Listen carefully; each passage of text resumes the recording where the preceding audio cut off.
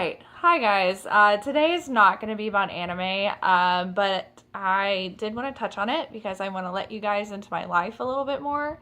So I think this is going to be like video one of like a journey type situation.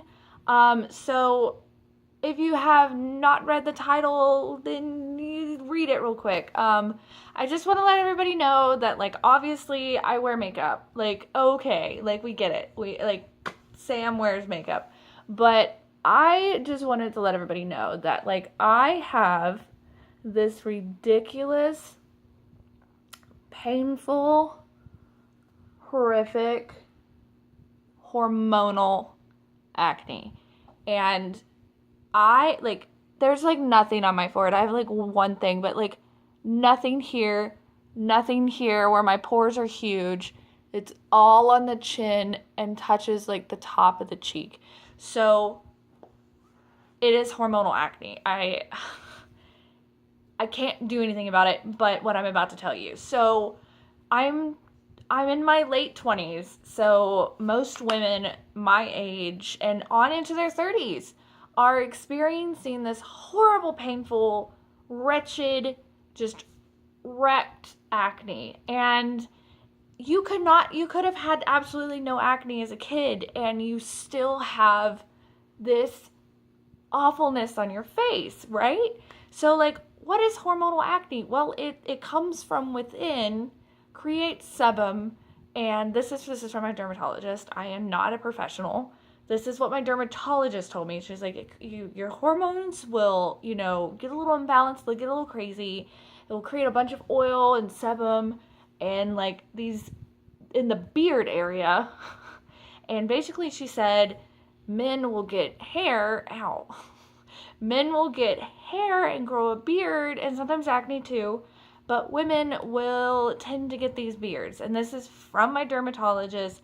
I am not representing anything. If I'm wrong, let me know. This is just something my dermatologist told me. So that's why this hormonal acne shows up on the chin area. So I'm sure you're asking yourself, how long has this been going on in your face and why haven't you done anything about it? Well, let's talk.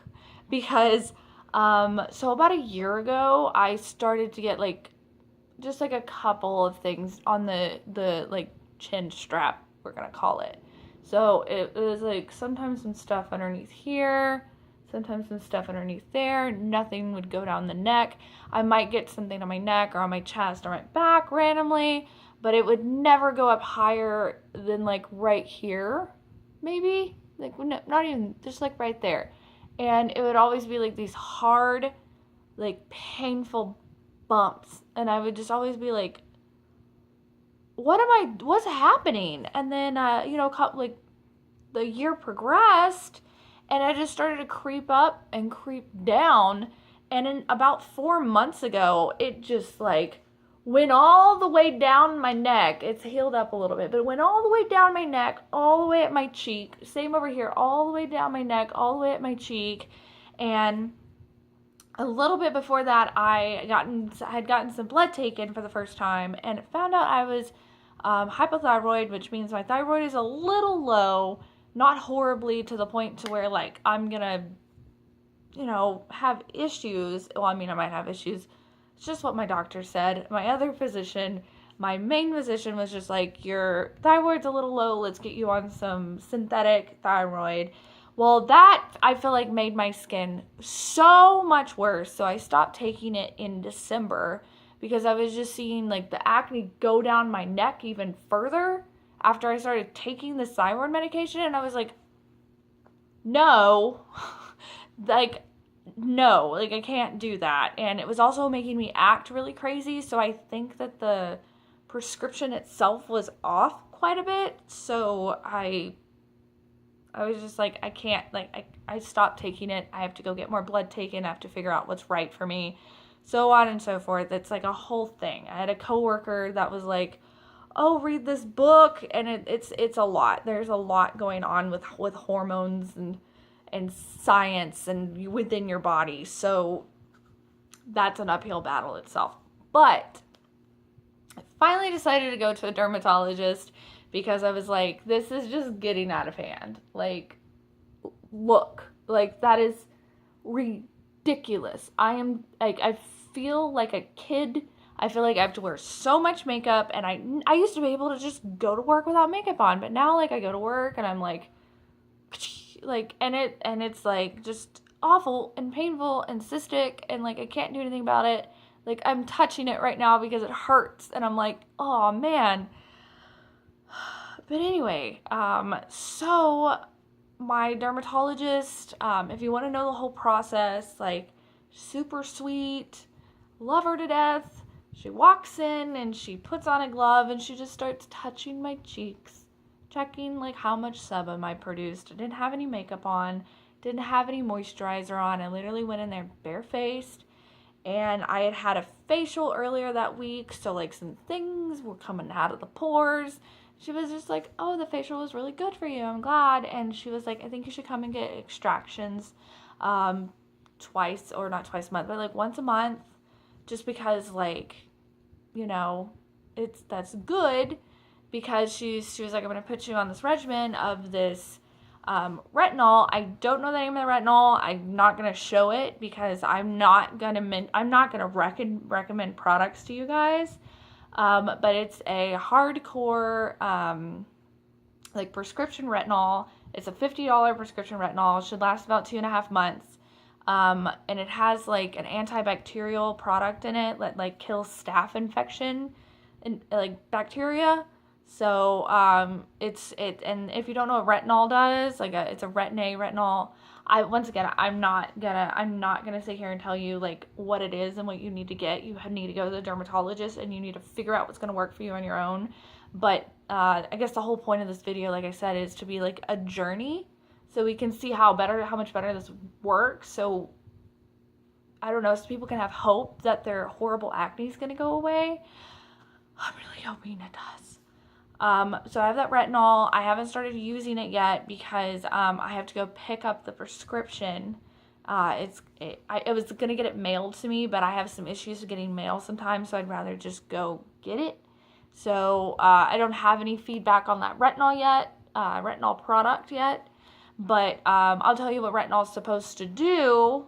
What my dermatologist said, it's supposed to increase cell turnover and essentially push everything underneath out. So any kind of like underlying cystic acne, because I've read a lot of stuff, and cystic acne can actually take like 2 months to form and all this other crazy stuff. But basically the retinol will just kind of push everything out. It's supposed to help with like skin texture and everything. And it's honestly like a gold standard product. If you don't use a retinol, Retin-A or tretinoin right now, get with your dermatologist. They're probably going to tell you to start using that immediately because it's just a gold standard product. She told me that she recommends me to use just like a basic non-comedogenic moisturizer because oddly enough, whenever you have acne and oily skin, it's usually trying to counteract some kind of dryness. So if you like give it the moisture it needs, it usually calms down on like that bacteria inducing sebum, I guess. And you get like a nice healthy glow, which like my skin, if we look here, like my skin doesn't look awful until like I show you the beard, it's like, oh. But on the other hand, she was like, I'm going to give you an oral to take, which is spironolactone, I don't know the name of it. Sorry. And basically she was like, it's going to help with your acne. And if you want to learn more about it, you need to go to a dermatologist, because I'm not here to be your dermatologist. But I will tell you that that's what I'm putting in my body, is this prescription medication. And that's all I'm going to say, because I don't need to recommend stuff to you guys, but that is what's happening. I have a basic moisturizer, a basic 2% salicylic acid face wash, that expensive retinol that I'm about to start using, and a prescription face wash retinol. Was there something else? I forgot. Okay, well, I forgot. I clearly forgot. And I'm also, oh yeah, I'm using an SPF every day because, retinol leaves your skin very sensitive and dry, and like the sun can make that worse, and the sun just ages you in general. So like there's a bug. Sorry, you should be wearing an SPF every day no matter what. And I found a non-comedogenic one, so that works. Additionally, I do have a face steamer that I got off Amazon, and I do steam my face just to open up my pores, obviously, and I do pick at my face. Like, no shame, I pick at my face. But I'm about a week into the prescription, and I'm about to start using the retinol. And I just want to document this so I can be like, in 2 months, I can be like, look at my gorgeous skin, and I can be a gleaming star of hope for everyone out there. And I know I'm not the only one, because there are tons of articles written every single day in conjunction with skincare professionals like dermatologists and estheticians that talk about how to treat this and like how big of an issue it is. I remember what the other thing was. I stopped eating dairy. That was the other thing. I stopped eating dairy. There's absolutely no studies or anything or any scientific links to dairy causing acne, because first off, who would pay for that? Like the dairy industry? No. But dairy is known to have a lot of hormones in it, especially lower skim milk has more hormones in it. Don't ask me. That's just on the internet. And it's just recommended to cut out dairy from your diet. And I'm already vegetarian, so that meant like becoming an ovo vegetarian, because I was an ovo-lacto, I wasn't a vegan. So now I'm an ovo vegetarian, and I still eat eggs. And I've noticed from stopping the dairy, a lot of the acne that was on the base of my chin has stopped. And I do sneak in some chocolate every once in a while and like some ranch, and that does literally cause an outbreak. But I'm just hoping this gets better.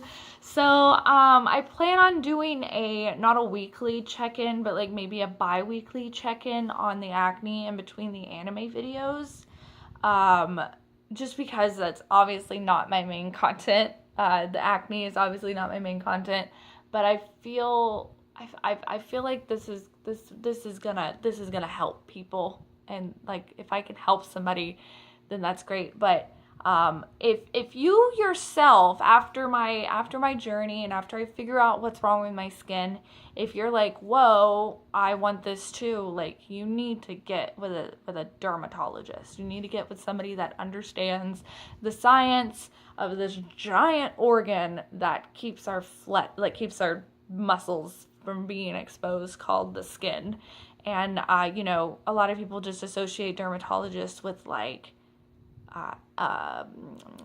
skin cancer or moles or whatever, but like they went to school for a lot of stuff, and they do everything from cosmetic stuff to acne. I mean, acne is technically a medical medical like disease. Is that the right word?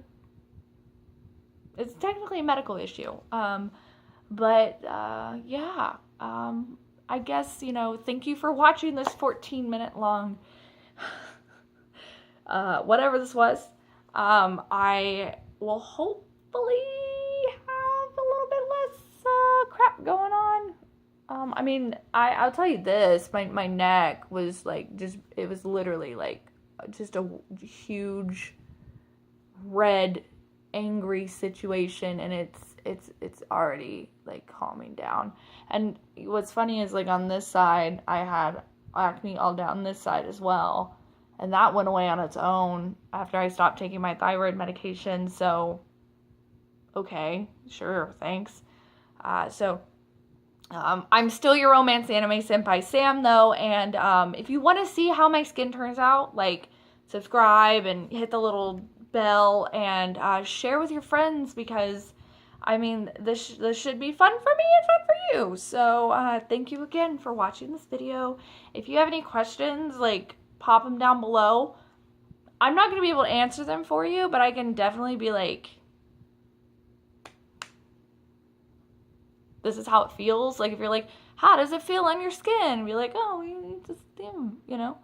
I can always link you to articles too. I mean, but yeah, I'm always happy to talk to people. You know, if you're going through the same thing and you're like, man, I hate my acne, blah blah blah.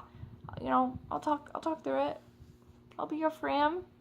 But yeah, I'm gonna go ahead and end the video right now. I'm actually gonna go put on a pile of makeup because I have friend things to do later. So, goodbye.